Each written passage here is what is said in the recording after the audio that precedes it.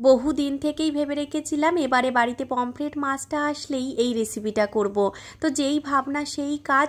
দেখছি সকাল সকাল বাজারে গিয়ে বেশ বড় বড় সাইজের 4টে পমফ্রেট মাছ আর একটা বড় সাইজের ইলিশ মাছ নিয়ে এসেছে।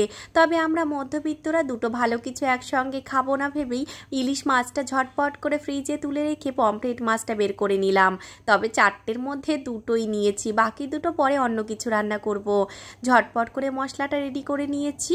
আদা, রসুন, কাঁচা লঙ্কা লবণ দিয়ে বেটে নিয়েছি খুব মিহি করে, কোনো রকম জল দিইনি। ম্যারিনেশনের সময় পরিমাণ মতো অবশ্যই একটু হলুদ দিয়েছিলাম। ভালো করে ম্যারিনেট করে ফ্রিজে রেখে দিয়েছিলাম 1 থেকে 1.5 ঘন্টা মতো, যাতে মশলার ফ্লেভারটা মাছের মধ্যে ভালো করে ঢুকে যায়। 1 থেকে 1.5 ঘন্টা পরে সর্ষের তেলে মোটামুটি 5 থেকে 7 মিনিট মতো ঢাকা দিয়ে দিয়ে বেশ কড়া কড়া করে ভেজে তুলে নিয়েছি। ভাত দিয়ে খাবো বলে নিয়েছি লাল লাল করে বেগুন ভাজা। এটা থাকলে আর কি চাই বলো।